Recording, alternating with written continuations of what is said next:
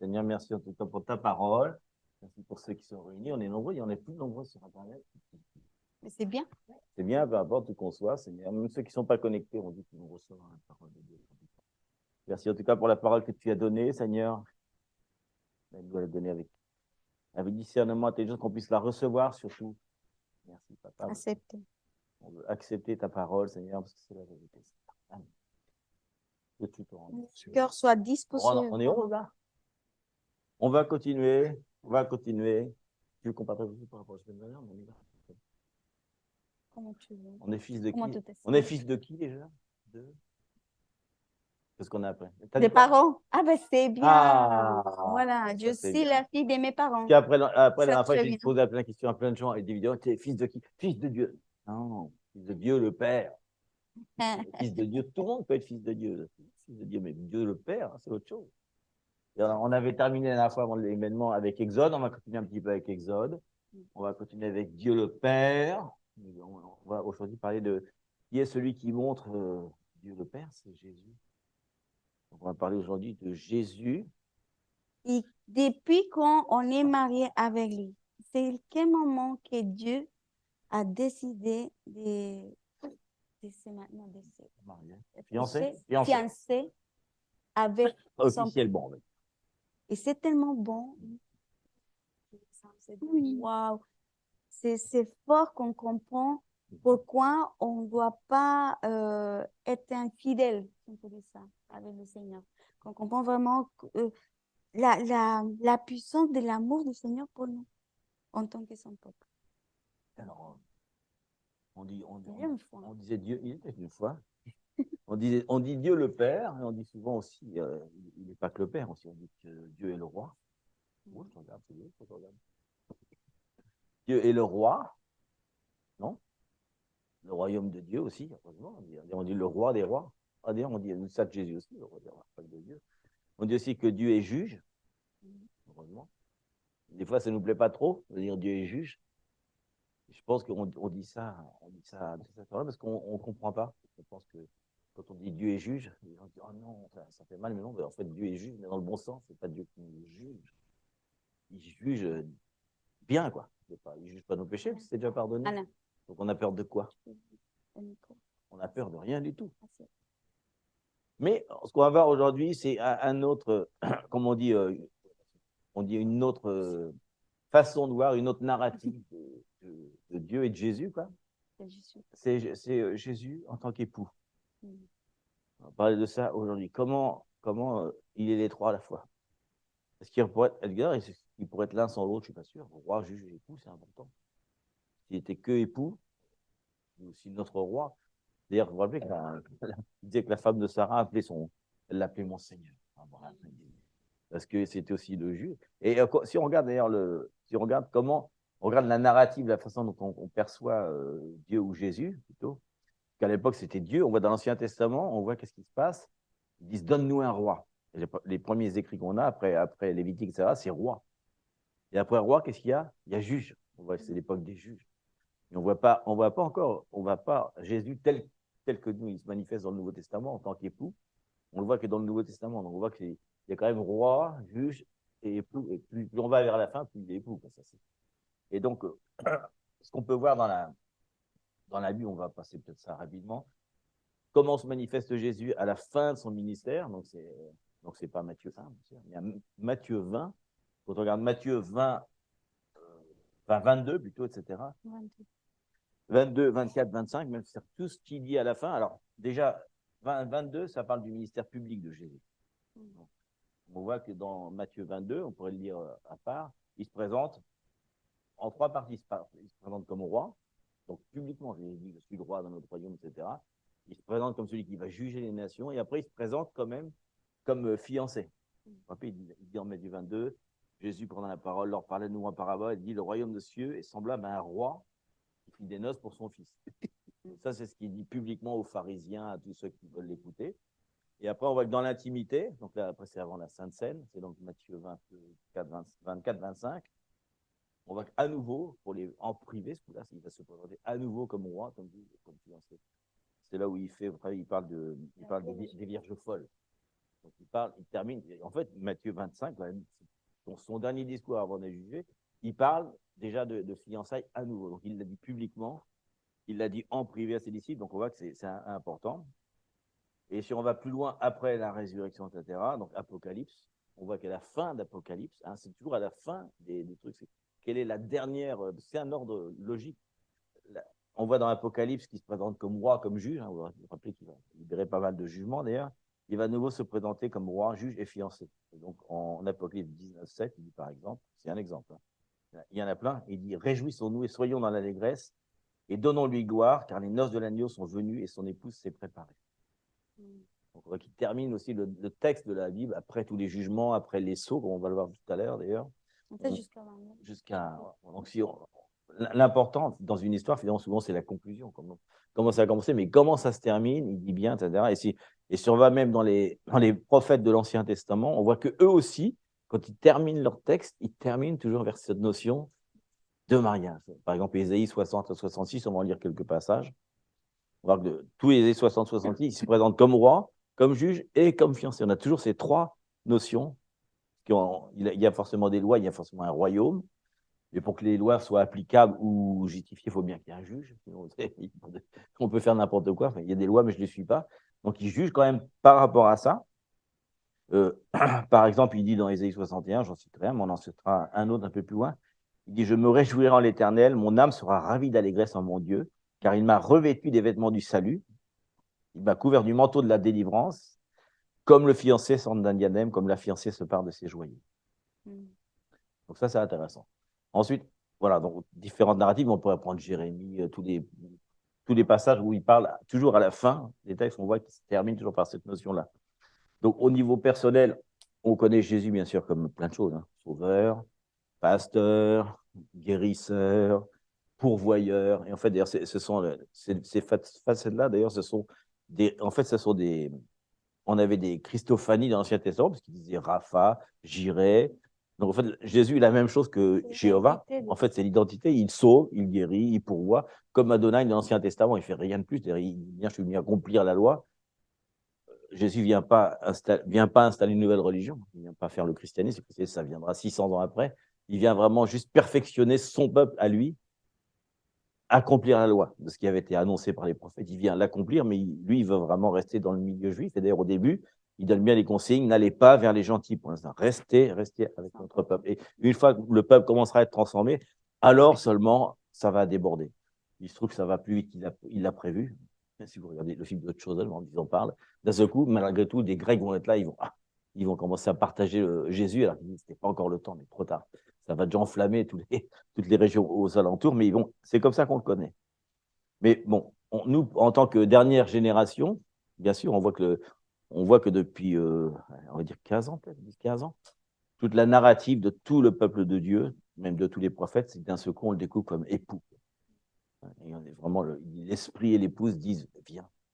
Donc on voit que plus on avance, plus la notion de paternité, on l'a vu la fois, mais la paternité qui vient aussi avec l'époux. Parce qu'en fait, vous vous rappelez qu'on avait partagé ça dans la tradition, c'est le père qui choisit l'épouse pour l'époux, sur hébraïque. Ensuite, il prépare l'épouse et il retient l'époux. C'est lui qui décide quand est-ce que le père va libérer l'époux pour aller se marier réellement. Donc on voit que Dieu le Père, c'est très important pour le fiancé aussi. On voit sans arrêt que le fiancé dit « j'écoute ce que dit mon père, j'attends ce que dit mon père ». Donc même à l'heure actuelle, même s'il est assis à droite du père, il attend la direction de Dieu. Pour ça, il dit « personne ne connaît le moment, seul le père ». Ou le père, hein, j'ai fait non. C'est la guitare. D'accord, pardon. Où le père va dire « ok, maintenant l'épouse est suffisamment préparée, tu peux y aller ». On voit qu'il y a pas une interdépendance entre la notion de fiancé, époux et père, quoi. Voilà, c'est important. Alors là, je parlais au niveau personnel. Pour l'Église, qu'est-ce qu'on connaît? L'Église, c'est l'armée de Dieu, c'est la famille de Dieu, c'est les fils de Dieu, c'est le temple du Saint-Esprit, les sacerdotes. Ça, c'est au niveau nous. Vous vous rappelez que cette notion d'époux, c'est une notion collective et une notion personnelle aussi en même temps. En fait, personnellement, on prépare l'épouse de Christ, qui est l'Église, qui dit bien qu'il va se marier avec l'Église, en fait. Avec l'ensemble, il ne va pas se marier que toi et moi. Aussi, mais c'est ça qui est. Ça, en même temps, c'est vrai, parce que s'il va se marier, par exemple, avec un bras, on va dire avec un bras, Le bras est fait de cellules. Il ne peut pas se marier s'il n'y avait pas les cellules individuelles. Donc, en fait c'est qu'on est individuellement, on fait partie de l'Église aussi. Donc, finalement, il se marie avec nous et bon. Mais on est censé nous préparer l'épouse. On n'est pas censé voler le rôle de l'Église. Hein. Donc, on voit que, par contre, pour l'identité finale, il dit qu'est-ce qu'il prépare? Une épouse sans tache, parfaite, vêtue de lin fin, qui est pure, etc. Donc, ça, c'est l'identité. Donc, on voit, voilà. Donc, on voit qu'est-ce qu'on voit. Donc, si on reprend roi et juge, on voit qu'il y a un roi qui va venir avec puissance. Les millénaires arrivent, puis après, il va descendre sur la terre. Il va juger, mais pas du tout quand on pense, parce qu'il va juger, en fait, tout ce qui s'oppose à son amour, en fait. Quand on voit tous les sceaux, tout ce qui est libéré, etc., il ne libère rien contre son peuple, en fait. Donc, que tous ceux qui vont être détruits, tous ceux qui vont être jugés, c'est tous ceux qui vont s'opposer à son royaume. Et même pendant, ça paraît d'ailleurs incroyable pour nous quand on pense à ça, que pendant le millénaire, il va revenir, il va être à Jérusalem, tout le monde va y aller. Et pendant 1000 ans, il y a quand même des gens qui vont continuer à s'opposer à son épouse. C'est un peu fou, quoi. Il y a quand même un truc d'incroyable. C'est pareil comme Jésus, le Messie, il est arrivé, pareil. Exactement. Donc, il va juger, en fait, tous ceux qui vont s'opposer à son amour. Tous ceux qui vont s'opposer au mariage final, puisque là, on sera dans les temps de fiançailles pendant 1000 ans. Et quand Dieu va venir, le Père va venir, il vient assister il vient assister aux célébrations quand même. Au moment où Dieu va être là et Jésus va être là et nous va être là, va vraiment se consommer le truc. Et ça va changer tout. Pour l'éternité. Donc, forcément, il veut de nous, on est ses serviteurs, mais on voit que plus on avance, cette notion, cette connaissance de l'amour de Dieu, on disait face à face, vous vous rappelez? Je pense que c'est cœur à cœur aussi. Il y a une relation différente qui s'établit. On va développer un petit peu ça aujourd'hui, que Jésus comme époux. Comment est-ce qu'on peut sentir ça là? C'est très difficile pour nous les hommes. Je me rappelle de Jean-Vincent, il dit Jésus, je t'aime. C'est bizarre peut-être pour vous, mais je me rappelle, ça m'a frappé. Il n'y a pas de connotation sexuelle dans cet amour. Ce n'est pas une question de genre. Il n'y a pas de. C'est un amour qui n'est pas, bien sûr, mais c'est un amour justement véritable, parce que l'amour sexuel, c'est qu'une partie de l'amour. Mais c'est important, mais pour les hommes, ça peut être difficile de dire Jésus. Des fois, on le dit tous les matins, mais c'est vrai qu'il y a un truc quand même qui peut un petit peu empêcher quand même. C'est pour ça. Mais c'est vrai que je sens que les femmes sont plus faciles à dire Jésus, je t'aime, que nous, on a un peu plus de mal, quoi. Mais surtout parce qu'on pense le sens en homme. On aime. Parce que pour les hommes, c'est mon époux. C'est bizarre. C'est plutôt ça. Dans le sens d'époux, c'est pas de dire je t'aime. Et pourtant, l'amour qu'on a avec lui, ça fait une réalité spirituelle éternelle. On vit éternellement avec lui. Donc, c'est une réalité quand même spirituelle. Je ne sais pas trop. Bref, Dieu est un Dieu d'émotion. Je pense que vous l'avez vu.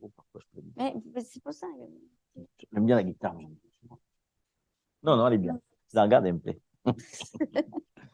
C'est un Dieu, alors c'est un Dieu d'émotion, j'allais dire un Dieu, mais c'est Jésus, il est plein d'émotions. On voit que tout le long de son ministère, il ressent des choses, à un moment il est triste, à un moment il s'énerve, à un moment il pleure, à un moment il dort, à un moment il... Et justement, l'intérêt, c'est ça, c'est qu'on a un époux qui est Dieu. C'est fou, parce que Jésus, c'est quand même Dieu. On a du mal à concevoir ça, parce qu'on voit toujours Jésus comme homme, mais en fait, même si on le voit comme homme, à l'intérieur, c'est Dieu sur terre, t'imagines?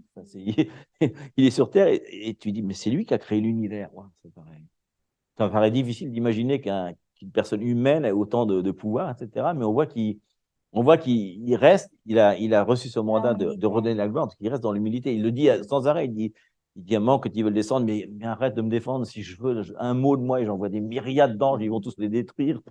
Il dit, ça ne m'intéresse pas, ça. Il dit, mon aspect Dieu, c'est pas ce qui m'intéresse sur la terre. Je suis venu comme vous, avec les mêmes émotions, les mêmes problèmes, sauf qu'il n'a pas péché. Mais voilà, la même chose. Donc cet amour on voit, il y a vraiment un amour pour ses disciples. D'ailleurs, il faut vraiment qu'il y ait beaucoup d'amour parce que pendant 3 ans, ils sont quand même assez. Et on ne se rend pas compte parce qu'on n'a que des petits bouts de texte. Mais si vous regardez les autres choses, ils essayent de les montrer tels qu'ils sont. Ils se battent, ils se disputent, Ah, et toi, espèce de pharisien, tu ne connais rien. Et c'est trop marrant. Puis Jésus, oh my God. My God, oui, mon Dieu. Voilà, mon père, il dit, my father. Oh my God. Donc, on voit qu'il s'est rendu vulnérable. Et on voit que ce n'est pas non plus un amour statique, un amour très. Non, c'est un amour qui se répand, c'est comme une rivière, il est partout à la fois, il est Ouais, c'est vraiment c'est l'amour qui donne à ce moment-là, c'est déjà une préfiguration de ce qu'on va vivre avec lui. Et on sait au plus que tout commence par amour. Il dit Dieu est amour. Bon, si Dieu est amour, l'Esprit est amour, le Fils est amour. Et on voit qu'avant le début de la création, d'ailleurs, il dit Dieu a envoyé son Fils unique qu'il aime, quoi. On voit que le Fils aime le Père, le Saint-Esprit aime le Fils aime le Saint-Esprit. Ce qui tient en fait cette espèce de relation, c'est l'amour en fait. C'est comme une force qui les soude les uns avec les autres, qui fait que Jésus, finalement, quand il va à la croix, même s'il est homme, il sait qu'il va souffrir et il n'a pas de mal à accepter sa volonté. Parce que il aime tellement son Père qu'il ferait n'importe quoi pour lui. Là, il fait vraiment n'importe quoi, on peut dire. Et elle aime aussi comment on dit, la création même. Parce que c'est ce qu'on voit comment Jésus aime tellement jusqu'à la fin, jusqu'à qu'il était vraiment dans la croix. Et c'est ça ce que on parle de la fin. Parce que là, quand fait la relation, on voit la croix, parce qu'on parlait justement cette semaine, on a parlé justement et le passage qui dit prends votre croix et suivez-moi. Et des fois, on pense la croix comme parce qu'on se fixe de tout ce que Jésus a passé aussi. Ça veut dire que, évidemment, il y a des moments difficiles dans le passage qu'on parle avec Jésus. Il y a des choses qu'on ne comprenait pas, la patience, parce qu'on est un homme, donc, magique. Non, il faut marcher dans ce sens de former le caractère de Jésus en nous, parce que avant que lui soit grandi dans nos vies. Mais qu'on voit vraiment qu'est-ce que ça veut dire ça. On voit la croix, ça veut dire, même il y a le passage des Cantiques, toi en moi et moi en toi. Ça veut dire que lui et moi, on est un. Ça, c'est la croix. Ça veut dire qu'il y a la croix vient de là-haut jusqu'à en bas. Donc, c'est une seule pièce. Qu'on se sera, je parle de Jean 17, qu'on est un avec lui, vraiment. On peut voir la croix qui est à droite. Il y avait un homme qui dit, si tu es Dieu, sauve-toi. Et lui, il a dit, c'est les personnes qui n'aiment pas. La croix, c'est l'amour qui est fait à ma gauche, à gauche, je ne sais pas, ça dépend de la croix. Et que nous haïssent. Nous haïssent ou des personnes qu'on n'aime pas, on doit la pardonner. Parce que la parole dit, pardon 7 fois, 7 veces 7, 70 fois chaque jour. Aimez-vous. Ça veut dire que tout le temps, on doit pardonner.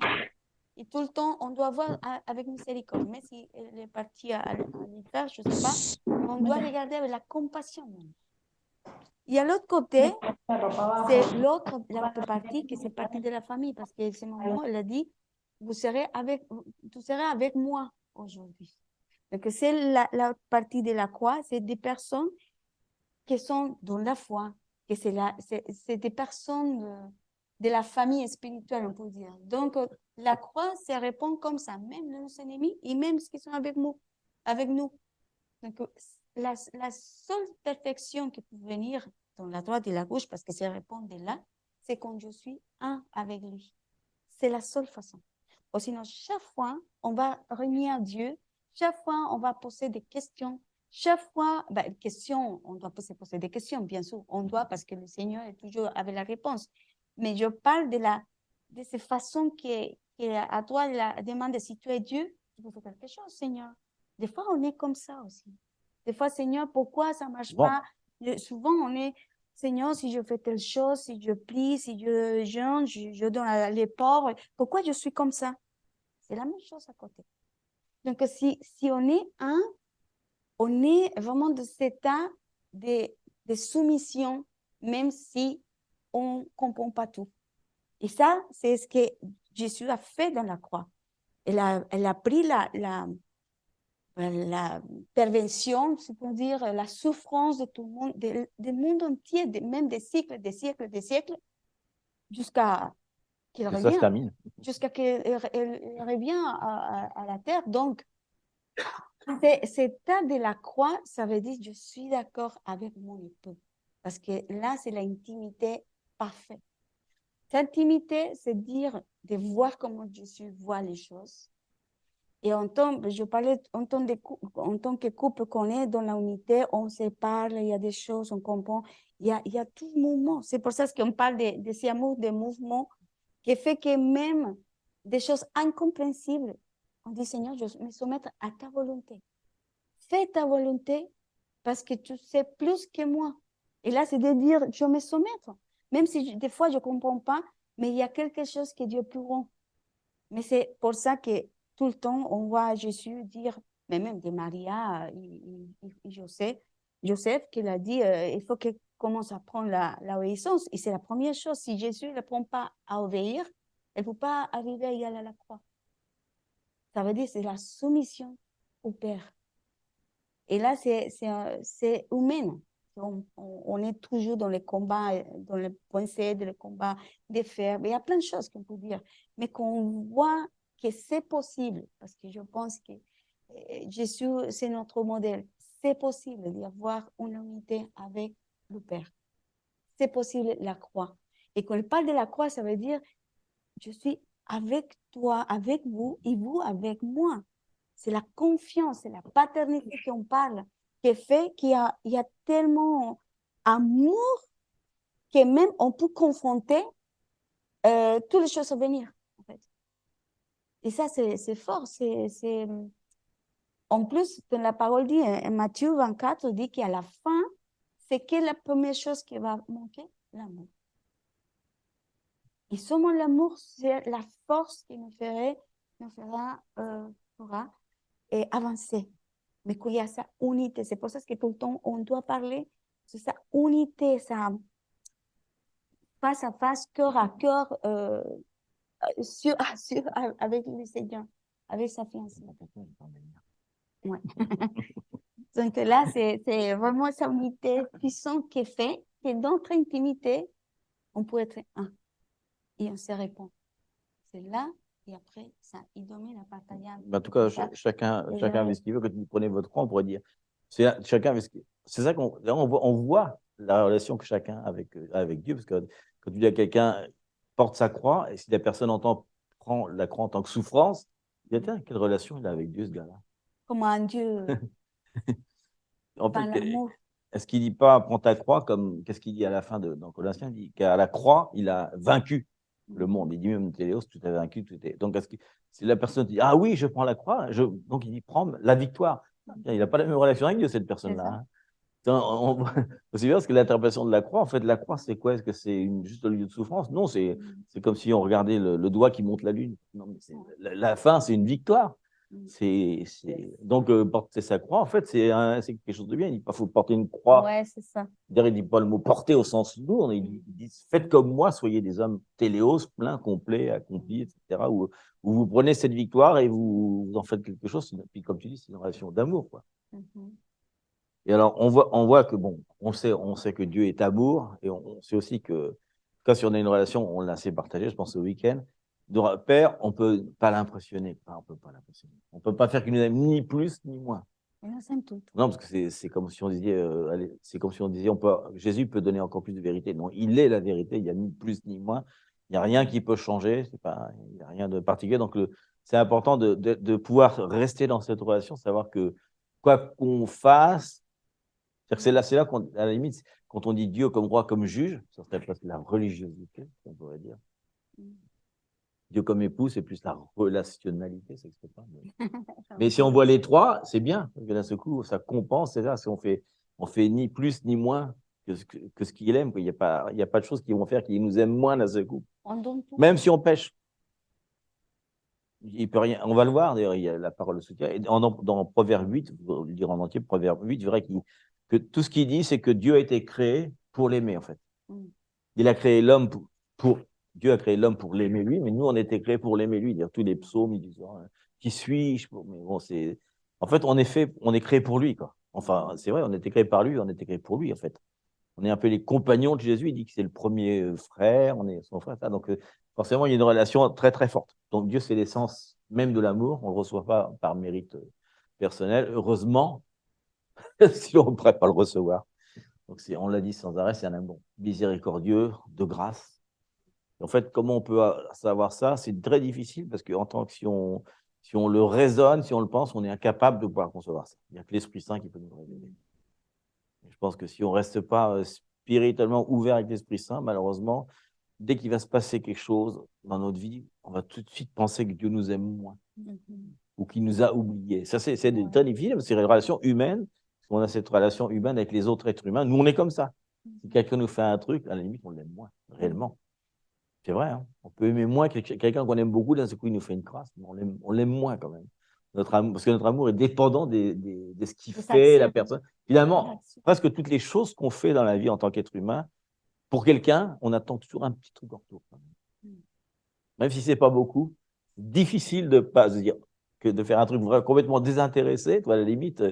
D'ailleurs, Jésus dit sans arrêt, quand vous faites quelque chose, ne le montrez pas. Si vous ne le montrez pas, si vous donnez quelque chose, ne le montrez pas.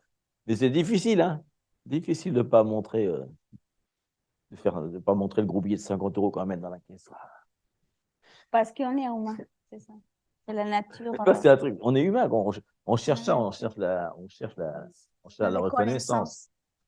Mais il y a aussi, parce qu'il y a, c'est comme l'exemple d'un père avec son fils, où, quand on a un jeune enfant, le jeune enfant, il fait des bêtises quand même. Des fois, il pique des crises, il casse des trucs, il s'énerve, mais il y a des moments où il vient te voir, il te dit ah, je t'aime, maman, t'es beau, t'es prêt. Il y en a ces moments, mais est-ce que le soir, quand on va se coucher, par rapport à son enfant, on dit oh là là, quelle horreur, toute la journée, il a fait des bêtises, non? On l'aime, on sait qu'il va progresser, que ça va prendre du temps, mais cet amour-là, il n'est pas dépendant de ce qu'il fait tous les jours. Dieu, il est un peu comme ça. Il sait bien que jusqu'à la fin de notre vie, il va y avoir toujours ces moments où il va y avoir des hauts, des bas, etc. Mais pourtant, Dieu connaît, lui, il voit la fin, il voit le truc final. Il sait qu'à la fin, on va être avec lui quand il a cette espèce on le disait paternel, donc cette paternité, c'est ça, c'est qu'il pardonne en permanence. Il est toujours, il voit les choses telles qu'elles sont. Il sait que les péchés, ça fait partie de la nature humaine, malheureusement. Et qu'il est venu justement pour rendre la gloire à l'homme, il dit, etc. Donc, on commence par Genèse 1, 2 et 3, puisqu'il est dit, pour revenir parce qu'on disait tout à l'heure que c'est une relation de cœur à cœur, etc. On voit que dans Genèse 1, 2, 3, c'est facile, on est avec Jésus dans l'Éden, le jardin des plaisirs. Il dit qu'il parle avec nous, enfin exactement, il dit la parole dit qu'il parle et qu'il chante. Ils disent le même mot, en fait, ils disent le mot exact qu'ils disent, c'est qu'il faisait des sons. Donc, il parlait, il chantait, il exprimait des trucs. On ne peut pas savoir, c'est un langage qui ne passe pas par les mots. Mais en tout cas, il y avait une communication. Enfin, si ça passe par les mots, parce qu'il y a un moment de juger quand même, de donner des noms. Mais il y a une communication qui est parfaite. C'est pour ça que dans Matthieu 6,6, je me rappelle, oui, dans Matthieu 6,6, il dit quand vous rentrez dans votre lieu secret, allez parler à votre Père. En fait, c'est Matthieu 6. C'est facile pour 4, 4, 12, 12, 6, il y a plein de trucs comme ça. Le 6 aide. Il dit, quand tu pries, entre dans ta chambre, ferme ta porte et prie ton Père qui est là dans le lieu secret. Et ton Père qui voit dans le secret te le rendra. Donc, on voit que cette porte secrète, il dit qu'il faut revenir dans cette relation qu'on avait intime avec le Père. Et voilà, exactement. Mais là, on voit que c'est là qu'on peut justement entendre le Père qui dit, je suis ton roi, ton juge, mais aussi ton époux, quoi. Il y a une relation d'intimité. En fait, Jésus nous invite à aller dans l'intimité. Et Jésus, sans arrêt, il s'éloignait toujours. Il ne pouvait pas avoir tellement de lieux secrets parce qu'il était dans des familles, carrément. Donc, il sortait carrément, il allait carrément dans le désert le plus loin possible, très tôt le matin, pour aller dans ce lieu secret parce qu'il n'y avait pas de porte à fermer. Et donc, il est dans la nature. Donc, c'est un lieu de contemplation. Contemplation où on peut contempler Jésus comme époux. Et bien sûr, on sait que dès qu'on va dans le lieu secret, l'ennemi fait beaucoup de distractions. C'est difficile de rester concentré dans le lieu secret. Parce que l'ennemi, c'est que quand on découvre cette identité du Père, ça c'est une chose, c'est qu'après on découvre cette identité d'époux, c'est qu'on peut accepter par l'Esprit Saint un amour surnaturel, un amour complet qui ne peut pas changer. C'est impossible pour notre esprit, comme je dis, humain de le comprendre, mais si on arrive à s'y confronter sans arrêt, à contempler, on a déjà parlé une fois, contempler le Seigneur, vraiment contempler son époux, puis voir ce mariage qui va se consommer, je pense que ça change encore plus notre façon de vivre, quoi. Porter la croix, je veux porter la croix. Parce qu'en même temps, il nous dit que pour l'aimer lui, il faut déjà aimer les autres. Il faut s'aimer soi-même, il faut aimer les autres. Donc c'est une relation d'amour vertical, comme on l'a dit, un amour impossible et incompréhensible, mais un amour qu'on qu'on doit aussi étendre vers les autres. L'intérêt, ça serait aussi de partager l'amour de Christ, comme ça les autres, ils savent qu'ils sont aimés. C'est pas mal non plus, ça. Ça serait pas mal. Alors, on va aller maintenant dans Exode. Oui, tu vois comment Tout a commencé. Oui, c'est marrant de penser à ça, parce que je sais pas si moi, ça fait un peu bizarre, mais on voit vraiment dans Exode quelque chose. On voit que le peuple a été prisonnier pendant 400 ans en Égypte, sous l'esclavage, Pharaon, etc. Et quand il sort d'Exode, il a connu, en fait, le peuple a connu que l'esclavage, que l'oppression. Il a connu en plus des démons. Il a connu les dieux pharaoniques, c'est quand même des démons. Rappelez-vous qu'ils font de l'occultisme, qu'ils font de la sorcellerie, ils sont capables de transformer un truc en serpent. Ils n'ont aucun problème avec ça. Donc, eux, ils connaissent l'occultisme. C'est-à-dire, ils vont ramener plein de trucs d'Égypte qui vont rester longtemps dans la culture. Mais quand ils en sortent, ils n'ont pas l'esprit paternel. Hein. Et pourtant, ils connaissent Dieu.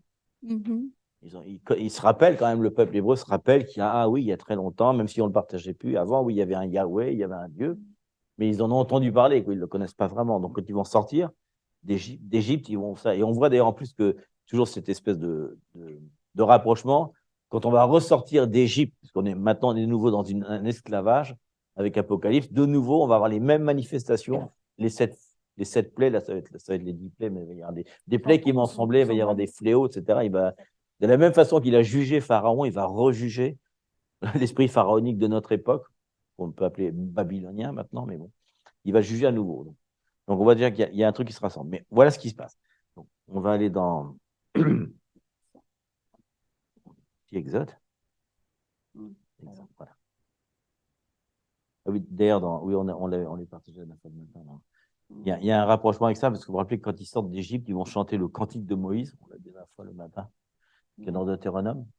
Hein, c'est dans Apocalypse 15.3, ils disent, et dans Apocalypse 15.3, il doit dire, ils disent, et ils chantent le cantique de Moïse, le serviteur de Dieu. Donc là, ils parlent du peuple hébraïque qui va être avec nous, et les autres, et ils chantent aussi le cantique de l'agneau. Ça, c'est nous. Mais les deux chansons vont être réunies dans ce coup, deux cantiques, en disant, tes œuvres sont grandes et admirables, Seigneur Dieu Tout-Puissant, tes voix sont justes et véritables, roi des nations. Vous voyez qu'il parle encore d'un mariage de l'agneau. Il parle, tes voix sont justes, justice, Sédec, et tu es un véritable roi. Il parle à nouveau des trois. Mais c'est vraiment, ils recitent, ils vont chanter le même cantique que quand ils étaient sortis d'Exode. C'est marrant, ils redisent ça quand même. Mais il y a un cantique supplémentaire qui est bien plus fort, c'est celui de l'agneau, quoi. Surpasse bien sûr celui de Moïse.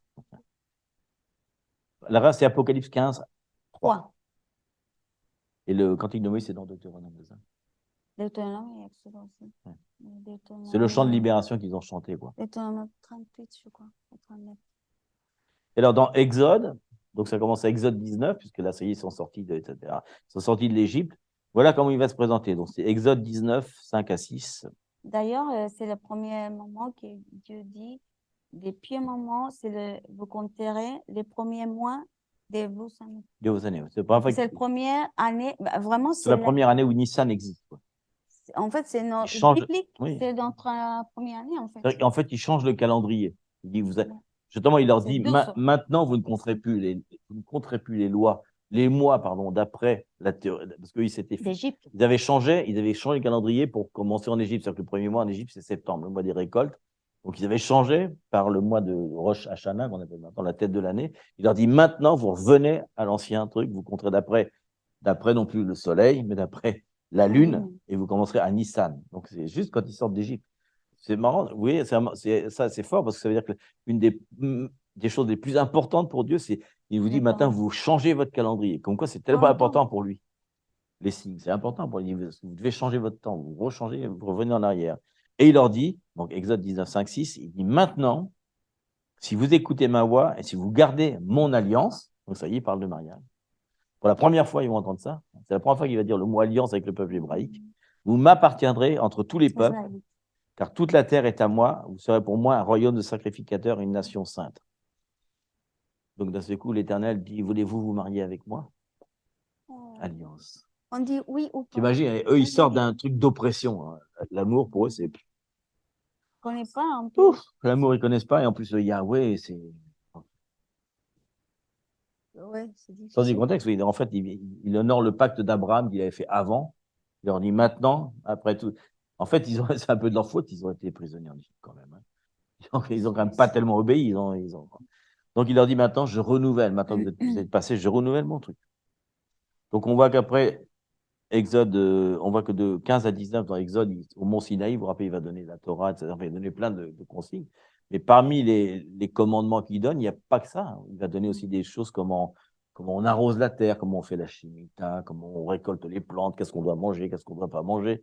On voit vraiment qu'il prépare son peuple. Il y a plein de consignes de bonté, d'ordre. Enfin, il leur donne plein de choses vraiment super positives, comme un père. Vie, en fait. Exactement. C'est la notice de ma vie. Donc, en fait, c'est une demande en mariage. Et je ne sais pas si on va les citer, mais si on peut le citer. Dans Jérémie et dans Osée, quoi. Ils vont parler de ce mariage, justement, de ce premier mariage. On peut lire Jérémie, si tu veux, Jérémie 11, qui dit la parole qui fut adressée à Jérémie. Jérémie 11, 1. 5 m'en donne les références. La parole qui fut adressée à Jérémie de la part de l'Éternel en ces mots. Écoutez les paroles de cette alliance et parlez aux hommes de Juda et aux habitants de Jérusalem. Dites-leur, ainsi parle l'Éternel, le Dieu d'Israël. Maudit soit l'homme qui n'écoute point les paroles de cette alliance que j'ai prescrite à vos pères, le jour où je les ai fait sortir du pays d'Égypte. Voilà. Il dit, alors vous serez mon peuple, je serai votre Dieu, et j'accomplirai le serment que j'ai fait à vos pères, de leur donner le pays où coule le lait et le miel, comme vous le voyez aujourd'hui. Voilà. Et Osée 2, il dit 12, 17. Donc, il redit la même chose. Là, je lui donnerai ses vignes et la vallée d'Accord comme une porte d'espérance. Et là, elle chantera comme au temps de sa jeunesse. C'est comme le jour où elle remonta du pays d'Égypte. En ce jour-là, dit l'Éternel, tu m'appelleras mon mari. Tu ne m'appelleras plus mon maître. J'ôterai de sa bouche les noms des Baals, les fameux Baals qu'ils ont pris en Égypte, afin qu'on ne les mentionne plus par leur nom. En ce jour-là, je traiterai pour eux une alliance avec les bêtes des champs, les oiseaux du ciel, les reptiles de la terre. Je briserai l'arc, l'épée, la guerre. Je le ferai reposer avec sécurité. Je serai son fiancé pour toujours. Je serai son fiancé par la justice, la droiture, la grâce et la miséricorde. Je serai son fiancé par la fidélité et tu reconnaîtras l'Éternel. Ça, c'est le veau de lui pour nous. C'est fort. Donc, on voit qu'il y a Exode, vraiment, d'un seul coup, il sort de l'Égypte, il sort de l'esclavage pour leur dire, je vais me marier avec vous. Voilà. Donc, qu'est-ce qui se passe quand quelqu'un demande en mariage? Il faut voir qu'est-ce qu'il répond. Oui. Donc, juste après, on a la réponse juste après, hein, puisqu'on était dans Exode 19, 5 à 6, donc on continue 7 et 8. Donc, Moïse vint appeler les anciens du peuple et il mit devant eux toutes ces paroles, comme l'Éternel le lui avait ordonné. Donc, il dit, voilà ce que Dieu dit, il veut se marier avec vous. Et vous, vous dites quoi? Donc, le peuple tout entier, tout le monde, hein, répondit, nous ferons tout ce que l'Éternel a dit. Ok, c'est bon. Donc, Moïse, c'est un intermédiaire. Il est un peu... Ils ne peuvent pas parler à Dieu directement, il n'y a que Moïse qui peut parler.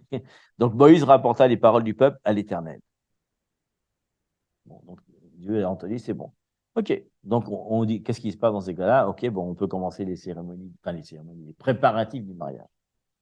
Donc, Exode 19, 9, hein, on continue après 15, 5, 6, 7, 8, 9. On continue le mariage, il dit, et l'Éternel dit à Moïse. Alors, puisqu'il a entendu le peuple qui est d'accord, il dit, voici, je viendrai vers toi dans une épaisse nuée, afin que le peuple entende quand je te parlerai, et qu'il ait toujours confiance en toi. Moïse rapporta les paroles du peuple à l'Éternel. Il fait sans arrêt le truc, il passe de droite à gauche. Donc, on voit on vient avec une épaisse nuée, vous vous rappelez, une espèce de nuage. Et c'est en fait, c'est ce qui est célébré prophétiquement dans les mariages hébraïques. Ils mettent quand il y a la déclaration, il y a une souka, c'est-à-dire qu'ils en mettent dessus un truc. Au moment où ils disent oui, ils doivent être sous une protection. Et après, le mariage aussi, après, va être sous une protection. Mais ça représente les tabernacles, après la fête des tabernacles. Mais en tout cas, au niveau de la déclaration, quand le fiancé demande à la fiancée, elle doit lui répondre sous une protection. Donc, c'est ce qui commémore, en fait, ce moment-là où Dieu est venu comme une épaisse nuée, etc. Donc, c'est une réponse, en fait, de Dieu au mariage. Donc, on voit à Exode, vraiment, l'alliance a été scellée.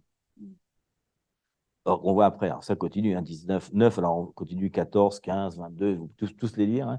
Donc, il donne plein de choses par rapport aux préparatifs. Il dit, OK, si vous êtes d'accord qu'on se marie, alors non seulement je vous couvre, une couverture que je mets sur vous, mais en plus, il dit qu'il faut...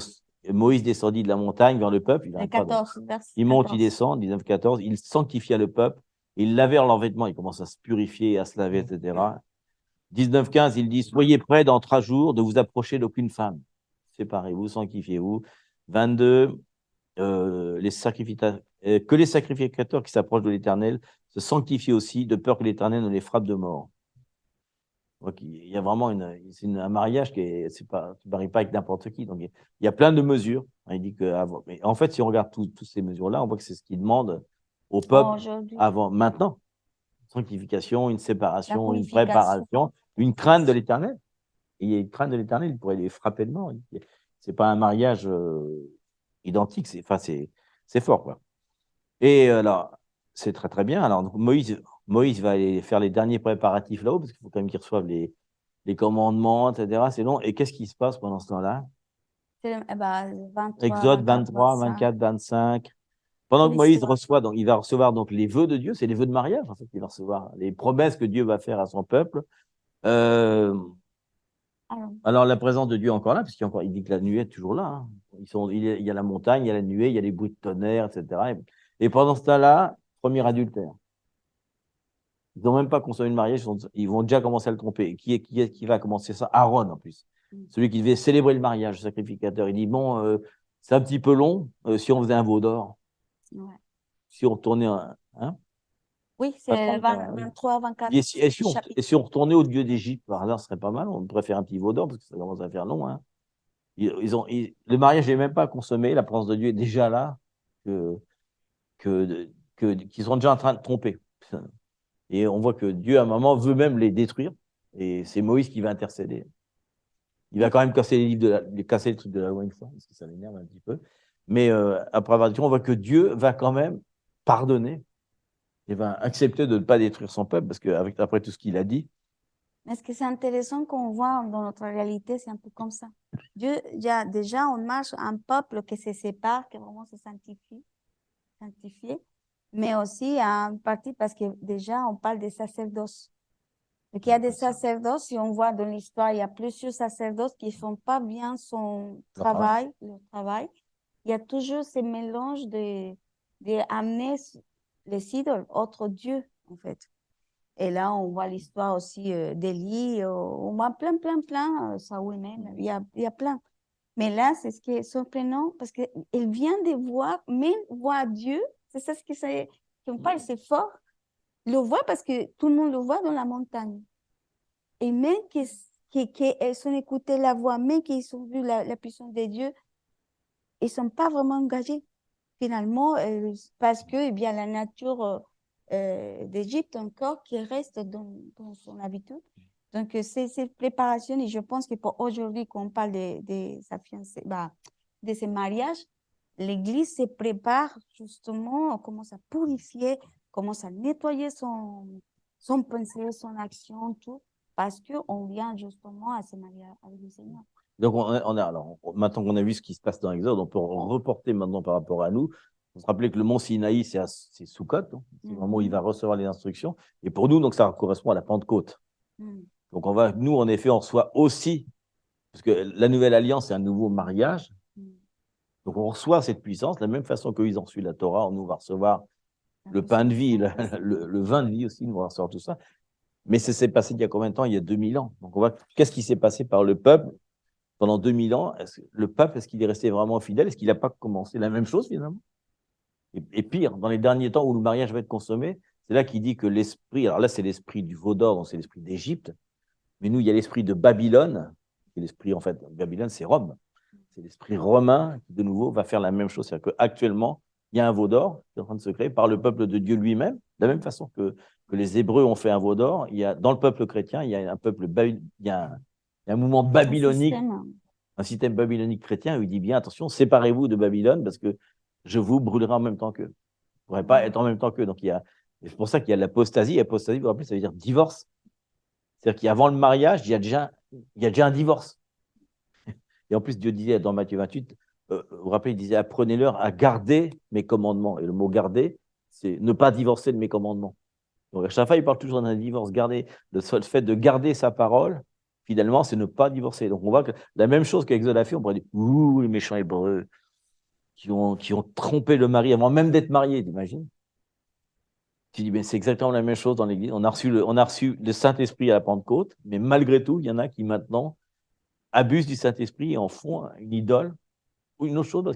Il y a un mariage qui se prépare, mais ils sont en train de divorcer déjà, de tromper déjà. L'apostasie, c'est un divorce, hein. C'est rien d'autre qu'un divorce. Donc, on voit, c'est toujours intéressant de voir. Et heureusement, après, ça se termine par quoi? Par Apocalypse. L'Apocalypse, tout ce qu'il avait dit avant, tout le temps, tout ce qui a été annoncé depuis Genèse jusqu'à 1, il va l'accomplir. Il a dit, j'ai donné des lois, j'ai fait un royaume, j'ai été au mont des Oliviers, je vous ai dit tout ce qu'il fallait faire, je vous ai donné ma parole, il faut garder ma parole, etc. Maintenant, à la fin, tous ceux qui n'auront pas gardé, qui n'auront pas fait ça, qu'ils soient chrétiens ou pas, peu importe, ils sont dans le monde babylonique, je serais forcé de les brûler. Parce que le mariage, c'est aussi un mariage de sainteté, t'imagines, on peut pas, il dit, c'est pour ça qu'il dit, je prépare une épouse pure, sans tache, etc. Comment il pourrait se marier, t'imagines Dieu, comment il pourrait se marier avec quelqu'un même qui a une petite tache. Donc, il pardonne les péchés, mais le reste, tout le reste doit être gardé fidèlement, quoi. C'est pas n'importe quoi comme mariage. C'est pour ça que ce jugement où il dit, je vais juger tout ce qui s'oppose à mon amour. Mais c'est heureusement que Tous c'est bien. tous les dieux du monde, je vais les juger, je vais les détruire, je vais faire des trucs qui nous paraissent, ça paraît toujours extrême, parce que les gens se disent, ah, c'est apocalyptique. L'apocalyptique, c'est comme s'il dit, ah, c'est mauvais. Non, c'est bon. L'Apocalypse, c'est bon. D'ailleurs, au début, il dit révélation de Dieu, de Jésus-Christ, qui il est. Et Jésus-Christ, il vient comme un cavalier blanc, fidèle avec justice, droiture. Il va juger tous les ennemis. Donc, pour nous, l'Apocalypse, c'est très, très bon. C'est très, très bien. En plus, sauf si on est dans le monde babylonique. Là, c'est pas très mal. en plus, le sang de Jésus, c'est ça la grâce qu'on parle. Parce que des fois, oui, on va nettoyer, c'est la force. Non, on a la grâce du Seigneur. On a le sang de Jésus qui nous a nettoyés. Vraiment, c'est le sang de Jésus qui vraiment nous approche à lui, qui nous libère. Mais simplement, c'est d'être d'accord, simplement.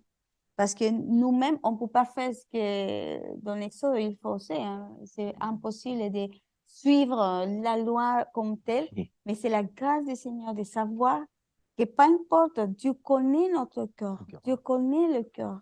Elle voit que c'est pas pour que je fasse plein de choses que je vais faire quelque chose avec le Seigneur. Non, Dieu nous regarde. Dieu voit le cœur qui est pur, on essaie vraiment de nous approcher à son amour. Parce que son amour est toujours le même. Hein. Elle ne change pas. Et ça, c'est important de savoir que c'est le sang de Jésus qui nous libère, qu'elle va nettoyer notre vêtement. Mais la seule chose, c'est d'être avec lui, de garder notre Dieu vers lui. Et donc, le fameux Matthieu 6,6, justement, fait que on peut très bien fermer la porte, dire oui, je m'enferme avec Dieu, etc. Mais dans quelle attitude on vient? Est-ce qu'on vient comme un esprit de serviteur ou avec un esprit de, je sais pas comment dire oh, je sais pas, je fais pas ce que je dois faire, je suis un hypocrite, etc. Est-ce qu'on vient comme un pécheur? Est-ce qu'on vient pour chercher les mots? Est-ce qu'on vient en tant que savoir qu'on vient juste avec notre père, enfin notre père ou notre époux, quoi. Ça change quand même l'attitude de cœur, parce qu'on sait qu'il vient chercher, en fait, dans le lieu secret, qu'est-ce qu'il vient chercher? C'est notre cœur, finalement. Tant mieux s'il nous parle, des fois il nous parle de choses du royaume, etc. Mais ce qui vient, finalement, c'est chercher l'intimité, le cœur à cœur. Si on arrive à venir dans cette truc-là, je viens dans cet esprit-là, quoi. Je viens pas pour demander le pardon, je viens pas pour... on vient juste, voilà, on vient juste, voilà, contempler, vraiment, dans cette relation, parce qu'il faut se préparer, hein. Comment on va pouvoir accepter son amour si on se sent indigne de l'amour? On va dire, comme on en parlait avec le mot, on doit rejeter la honte, la culpabilité, le rejet, etc. Ça, ce sont des choses qui sont pas, comment dire, ça vient de la chute. Ça vient de la chute, oui, ça vient de l'homme. Et nous, maintenant, on est rachetés. L'homme nouveau, c'est un homme qui est amoureux de Jésus. Donc, on doit pouvoir venir dans ce lieu secret pour être renouvelé en tant qu'amour. Et enfin, je pense que on pourrait dire avec les Cantiques des Cantiques. Dans Cantiques des Cantiques, je pense qu'on a toute cette...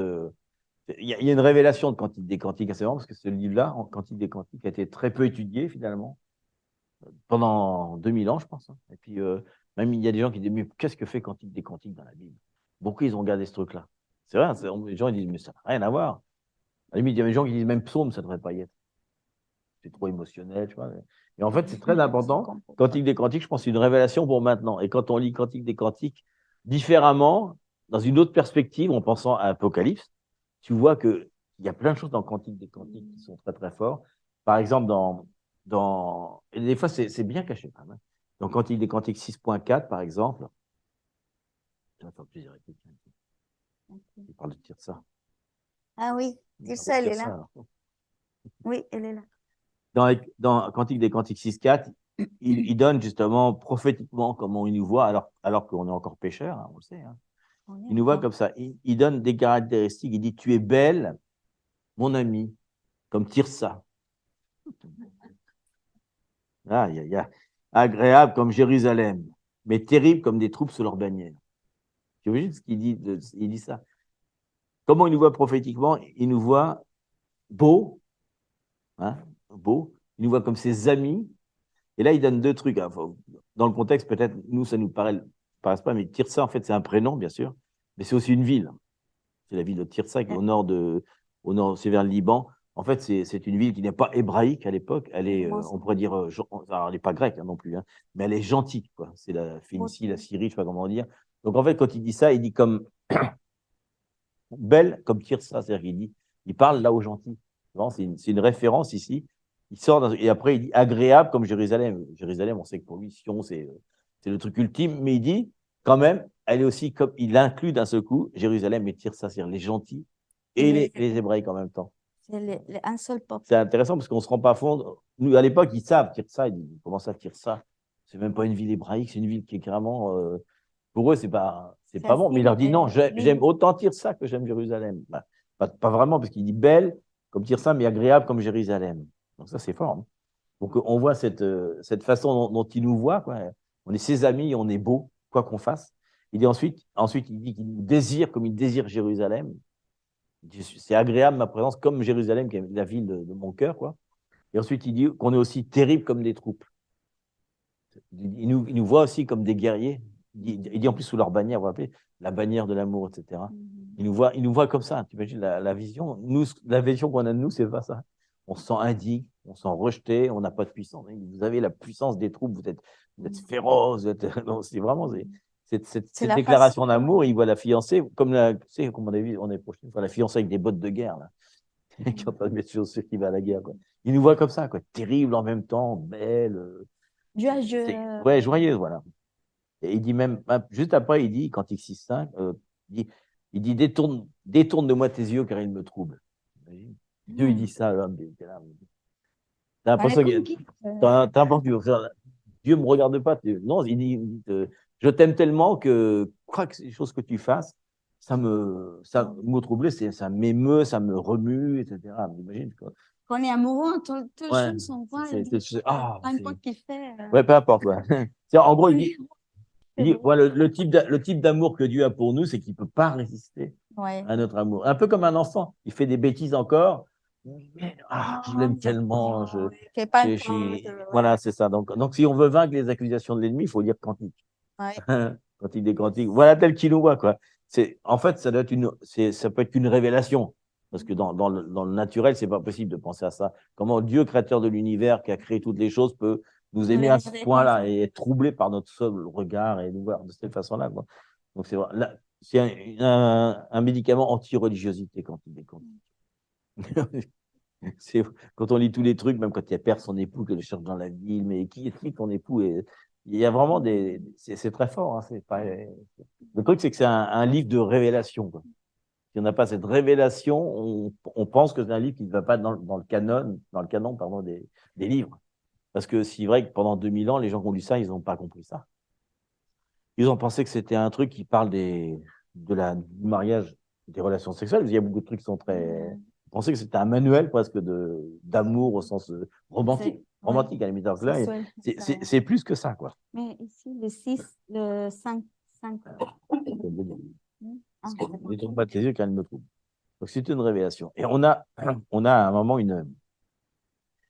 c'était bien ce passage-là, on peut le partager. Il y a une révélation de cet amour qui va être donné même à un moment au peuple gentil. Et on va terminer là-dessus. Non, c'est dans Marc 7, 24, 30. Marc 7, 24 à 30. 24 à 30. Là, c'est une révélation pour nous, justement. C'est pour ça qu'on le prend celui-là. Il dit, Jésus étant parti de là, donc il était en Samarie, s'en alla dans le territoire de Tyr et de Sidon. Sidon, c'est donc au Liban. Il entra donc un peu au-dessus de Jérusalem, en fait, il sort du territoire. Il entra dans une maison, désirant que personne ne le sût. Mais il ne put rester caché. Toujours le problème avec Jésus. Car une femme dont la fille était possédée d'un esprit impur entendit parler de lui et vint se jeter à ses pieds quand il était en train de manger. Donc il dit cette femme était grecque, syro-phénicienne d'origine. Syro-phénicienne, elle est de Phénicie, quoi. C'est-à-dire qu'elle était du Liban, en fait. Elle vivait en Grèce, mais elle était phénicienne. Donc elle est retournée chez lui, en fait. Elle le pria de chasser le démon hors de sa fille. Et Jésus lui dit, laisse d'abord les enfants se rassasier. Il parle bien sûr, il est venu, je suis venu pour le peuple hébraïque, je ne suis pas venu pour vous. Il dit, car il n'est pas bien de prendre le pain des enfants et de le jeter aux petits chiens. Et là, cette révélation, elle dit, oui Seigneur. Il dit, oui Seigneur, lui répondit-elle. Mais les petits chiens sous la table mangent les miettes des enfants. Il parle de nous, quoi. Et, tu vois, il atteste quand même, il dit, non, ne m'embête pas. Il atteste un petit peu. Ouais. Et quand tu lui réponds ça, vraiment, je pense, son cœur déborde d'amour. Jésus dit, alors il lui dit, à cause de cette parole, toi d'amour véritable, elle dit, je m'en moque de tout, c'est vraiment, je viens manger des petites miettes, ça m'intéresse, je m'en moque, quoi.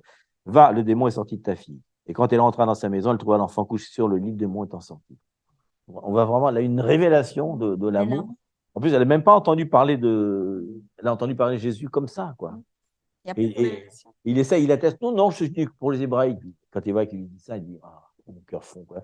Il est troublé, quoi. Il dit, vraiment, elle m'aime vraiment, cette femme, quoi. Il dit que, peu importe, c'est vraiment, c'est plus que, ouais, là, il dit pas d'ailleurs, il dit pas ta foi t'a sauvé, t'as vu. Il dit l'amour que tu as pour moi t'a sauvé, quoi. C'est fou, hein. Souvent, on voit que la foi t'a sauvé, mais là, il dit autre chose. Il dit à cause de cette parole d'amour que tu as eue pour moi, alors tu es guéri. Ta fille est guérie. Donc, c'est très fort. Et alors, on va terminer justement par Ésaïe. Parce qu'on disait qu'Ésaïe 60 à 66 parlait beaucoup de Jésus. Donc, il y a une parole prophétique dans Ésaïe. C'est l'épouse. L'épouse, hein. Il dit, Ésaïe 64, 1, 4. Ésaïe 54. C'est une parole qu'on prie souvent pour 64, 1, 4. C'est la fameuse qu'on prie toujours. Vous vous rappelez, on prie souvent ça pour Jérusalem. On prie ça pour Jérusalem, la ville, Sion, pour ce qui dit Sion. Rappelons-nous justement que ce qu'il dit, il nous considère comme Jérusalem, comme son épouse. Donc en fait, il parle pas, là, il parle à Sion pas en tant que nation, il parle pas d'ailleurs, il parle pas du sionisme, il parle vraiment du Jérusalem prophétique, même s'il parle aussi de la ville. Il dit, pour l'amour de Sion, je ne me tairai point. Mais la paix de Sion, c'est moi-même, pour l'amour de moi-même, que je ne me tairai point. Pour l'amour de Jérusalem, je ne prendrai point de repos, jusqu'à ce que son salut paraisse comme l'aurore. Disons le peuple, nous, quoi, nous, jusqu'à ce que notre salut passe, et sa délivrance comme un flambeau qui s'allume. Alors les nations verront ton salut et tous les rois ta gloire. On t'appellera d'un nom nouveau, que la bouche de l'Éternel déterminera. Tu seras une couronne éclatante dans la main de l'Éternel, un turban royal dans la main de ton Dieu. On ne te nommera plus délaissé. Donc, délaissé, ça veut dire les femmes qui répudiaient, quoi. Délaissées par son mari. On ne te nommera plus la terre désolation, qui parle à la terre et à la personne. On t'appellera, alors en hébreu, il dit Epsiba. C'est la seule fois qu'il dit ce mot-là. Non, une seule fois. Epsiba, Epsiba, ça veut dire mon plaisir est en toi. C'était aussi le nom de la mère de Manassé, mais on va t'appeler Epsiba, c'est mon plaisir est en toi, et on t'appellera ta terre Bela, qui veut dire une femme mariée. Car l'Éternel met son plaisir en toi, et ta terre aura un époux. Donc, il parle bien sûr de Jérusalem, la ville, mais il parle aussi du peuple de Dieu. Le peuple entier de Dieu sera plus délaissé, il sera au contraire une femme mariée. Donc il parle carrément marié, c'est-à-dire qu'il parle carrément après le millénaire. Il parle carrément du mariage, carrément. Il parle, la terre sera appelée Epsiba, mon plaisir est en elle, et tu es une femme mariée. Et il donne cette parole prophétique dans Ésaïe un petit peu avant. Epsiba. Ésaïe 54, 1, il le dit d'ailleurs avant, et là il parle de nous justement, il dit « Réjouis-toi, stérile, toi qui n'enfantes plus », donc il parle de nous, hein. Fais le peuple gentil, fais éclater ton allégresse et ta joie, toi qui n'as plus de douleur, car les fils de la délaissée seront plus nombreux que les fils de celle qui s'est mariée. Donc encore Bela.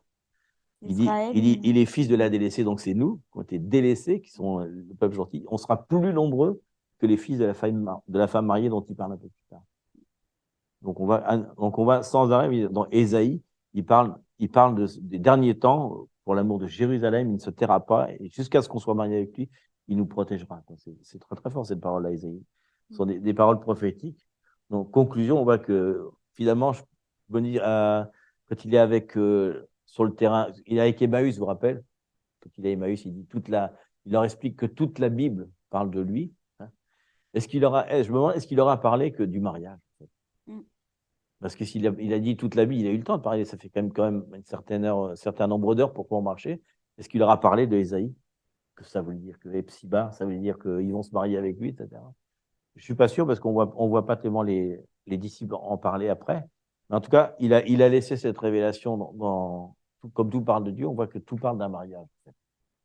Et on n'a cité rien, mais vous avez vu, Jérémie, Osée, vous pouvez aller dans Zacharie, partout le thème du mariage. En fait, pourquoi on le disait? Parce qu'en fait, presque toute la Bible, 30% de la Bible parle du retour de Jésus. Un peu plus, je crois, 35 même. 35% des versets parlent toujours du retour de Jésus, du retour de Jésus, c'est tellement important. Le retour de Jésus, finalement, c'est un mariage.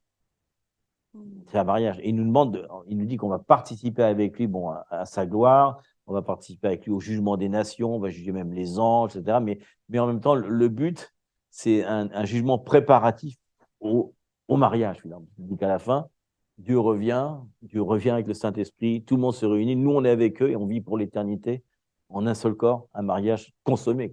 C'est un peu différent. Mais en tout cas, on est dans un temps de préparation. Je pense qu'on a parlé tout ce week-end de l'esprit de paternité. Maintenant, si on va vers Jésus, il faut penser à l'esprit de fiançailles. Quoi. On est dans les deux. Quoi. Le père, il prépare son fils pour les fiançailles. Donc, le père, en fait, c'est pour ça qu'il nous dit à un moment, d'ailleurs, on peut voir le père qu'à travers Jésus. Quoi. Si on voit Jésus comme un époux, alors on voit aussi Dieu comme un père. On ne peut pas séparer les deux choses. Et on ne peut pas non plus enlever l'Esprit Saint non plus, parce que si on n'a pas l'Esprit Saint, c'est impossible qu'on puisse concevoir Jésus comme un époux. On voit toujours Jésus comme comme il le voyait, maître. Et c'est qu'à la fin qu'il leur dit, vous n'êtes plus mes serviteurs, vous êtes mes amis. Mais nous, il nous dit autre chose, maintenant, vous n'êtes plus ni mes serviteurs, ni mes amis, vous êtes mes fiancés. C'est encore plus loin, quoi. On va plus loin. Et eux, ils ne l'ont pas expérimenté. Les disciples n'iront pas, jusque-là, ils ne l'expérimenteront pas. Et d'ailleurs, dans Hébreux 11, quand il cite tous les trucs, il dit personne n'est rentré dans cette révélation. Ni Abraham, ni Moïse, ils ont vu le début de la terre promise, mais ils attendent tous que nous on rentre dans cette révélation. Et quand on va rentrer dans ce mariage, ils vont tous se marier avec nous. Tous ceux qui attendaient ça, en fait, ils attendaient que ça, mais ils ne le savaient même pas. Quoi. Donc nous, on a vraiment cette révélation et je pense que vraiment, on voit que dans tous les gens qu'on entend parler de Dieu en ce moment parlent de fiançailles. Et en fait, c'est pas parce que je pense pas que c'est parce qu'on dit tous c'est les derniers temps. On a toujours dit que c'était les derniers temps depuis 2000 ans. Hein. Même il disait cette génération ne passera pas. Mais non, pas du tout. Cette de génération, ça veut dire autre chose en plus. Mais nous, on sait que c'est bon parce que c'est comme un truc c'est comme si l'Esprit Saint en ce moment touchait tout le peuple de Dieu pour lui dire les fiançailles arrivent. C'est pas le sens inverse. C'est pas parce qu'on pense que c'est les derniers temps à cause des signes qu'on voit partout. Il y a toujours eu des signes un peu. Mais je pense on est en train d'être convaincu par l'Esprit Saint. L'Esprit fait son travail partout pour dire je reviens, préparez-vous, je viens commencer les cérémonies du mariage. Quoi. Hein, vous vous rappelez les vierges folles. Il y a les trompettes qui vont être sonnées, après, ça sera fermé, les portes. Donc, c'est le moment de rentrer parce qu'après, ça va être un autre temps. Et c'est triste de voir qu'il dit qu'il y a la moitié des vierges sont folles, la moitié des vierges sont sales. Sont sages, pardon. Pas sales. Peut-être. Et là, il parle bien du peuple de Dieu. Il ne parle pas du monde. Il ne dit pas que la moitié du monde est fou, la moitié du monde est sage. Il dit, dans le peuple de Dieu, la moitié est sage, la moitié est fou. C'est énorme. C'est énorme. C'est-à-dire que c'est comme une urgence de dire j'ai envie d'être avec les vierges sages. Parce que quand la trompette va sonner, trop tard. Les portes seront fermées. Si je suis au train, je suis occupé à aller chercher de l'huile, je suis parti autre part, trop tard. Ça y est, c'est consommé. Donc, vraiment, il y a une invitation, je pense, à aller dans le lieu secret et chercher ce cœur à cœur et dire Seigneur, je te vois vraiment comme un époux, j'ai envie d'être avec toi. C'est le désir de mon cœur, c'est d'être Epsiba, quoi.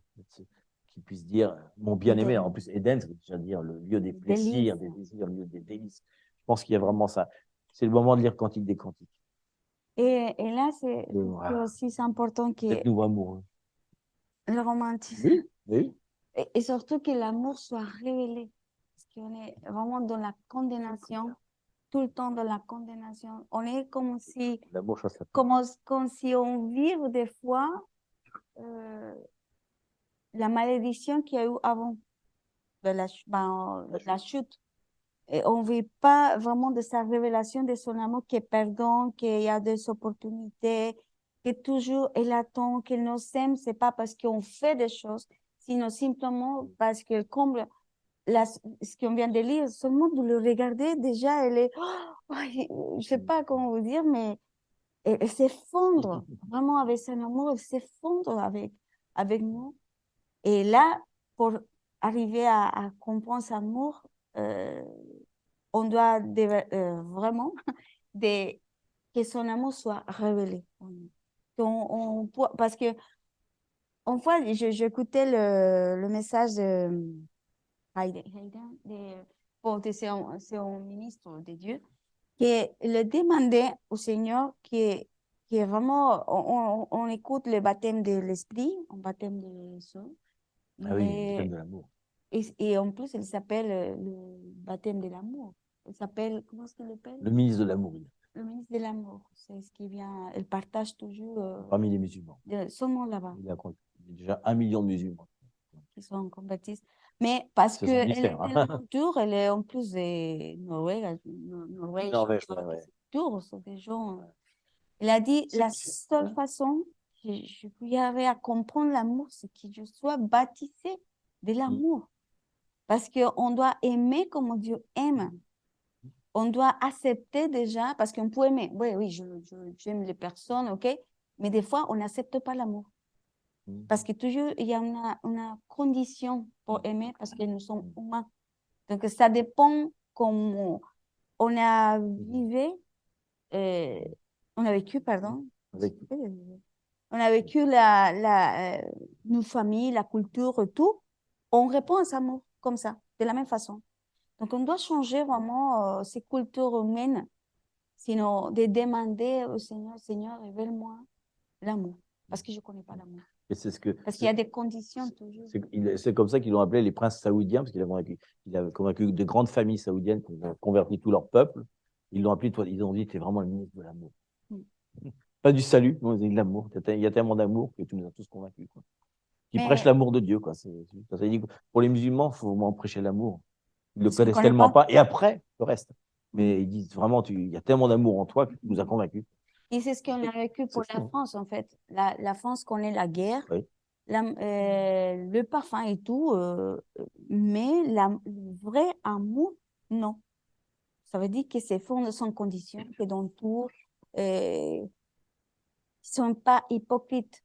L'hypocrisie, c'est naturel du péché humain, mais c'est dire, Seigneur, je suis comme ça. Je ne peux pas donner plus, mais seulement la révélation de ton amour fera que je peux faire tout pour toi. Je te donne tout, comme on dit la chanson, je te donne tout parce que je connais la puissance de ton amour, parce que pour moi, c'est comme on va se marier ou qu'on est en couple, il n'y a pas de restriction entre nous parce qu'on doit tout, parce qu'on est une seule chair. Mais avec le Seigneur, c'est pareil. Donc, c'est demander vraiment, et c'est ça notre prière aujourd'hui, vraiment, révèle-nous, Seigneur, ton amour. Révèle-nous, Seigneur, l'amour, le vrai amour. L'amour, c'est pas de faire des choses afin que tu m'acceptes, parce que déjà, tu nous acceptais, Seigneur. Il nous acceptait tel comme nous sommes, parce qu'il voit en nous, notre corps, la pureté de notre corps, de nos désirs, mais si on n'est pas assez, peut-être on est dans ces pensées de je ne suis pas assez pour donner au Seigneur. Non, elle déjà voit nos cœurs, voit nos intentions, elle voit tout ce qu'on ne voit pas. Et je demande vraiment ce matin que la pureté de ta présence vienne sur nos vies, et vraiment prendre sa grâce que tu nous as donnée, que c'est pas notre propre force, sinon avec cet esprit de Dieu qui vient, qui nous convainc, qui nous transforme, qui qui nous donne le besoin et l'envie de te chercher, vraiment comme l'époux. Parce que tu es notre époux, Seigneur. Tu as fait une alliance avec nous. Tu fais l'alliance même avant que nous soyons sur la terre. Tu as déjà prévu que nous soyons vraiment déjà ton époux, Seigneur. Et vraiment, tu as une grande grâce, Seigneur, pour cet amour inconditionnel, pur, puissant, qui vraiment nous fait tomber à notre intérieur et qui transforme toute notre façon de vivre, de penser, Seigneur. Seulement toi, tu peux le faire, Seigneur. Je te remercie, Seigneur. Que ces paroles soient révélées vraiment profondément dans nos cœurs et dans nos pensées, dans nos façons d'être, parce qu'on est blessé plutôt pour notre vie quotidienne, culturelle, plein de choses, on peut citer, Seigneur, mais c'est l'amour qui doit être révélé au milieu de nous afin que vraiment les gens qui manquent, qui peuvent venir à toi, viennent à cause de l'amour que c'est notre parfum, Seigneur, pour toi et pour les gens qui nous connaissent, Seigneur. C'est ton parfum d'amour qui fait que jusqu'à à la croix, il y avait ce parfum de Maria de Betania. Le senti jusqu'à la fin, et c'est ce parfum d'amour qui est versé en toi. Et nous aimerait aussi ensemble de reverser ces parfums d'amour qu'il y a en nous, Seigneur. Au nom de Jésus, Père. Merci, Seigneur.